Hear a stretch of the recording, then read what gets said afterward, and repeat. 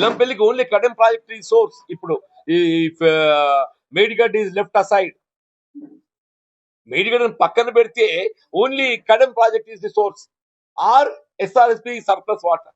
ఇప్పుడు SRSP surplus water కానీ కడెం కానీ ఏదైతుందో మనం పొందలేని పరిస్థితులలో వృధా పోయేటువంటి ఒక ప్రాణహిత నది జలాలను మళ్లింపు చేసుకుని వాటి వాడుకోవడం మన హక్కుగా భావించేది అవుతుందో ఆయన రాజశేఖర రెడ్డి గారు తుమ్మడిహట్టి వద్ద బ్యారేజీ నిర్మాణం చేసి నీళ్లు మళ్లింపు చేయాలని భావించారు.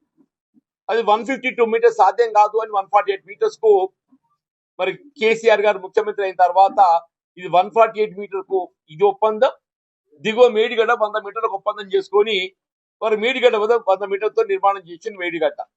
అసలు whatever are the reason, అది నిర్మాణ లోపమా నిర్వహణ లోపమా, ఇంతవరకు ఏదైతుందో మేడిగడ్డ బ్యారేజ్ రెస్టరేషన్ ఆలోచన లేదు. ఇంతవరకు మేడిగడ్డ బ్యారేజ్ రెస్టరేషన్ ఆలోచన లేదు. ఇప్పుడు defective liability responsibility is there with the contractor అంతో చేపించలేకపోతున్నారు.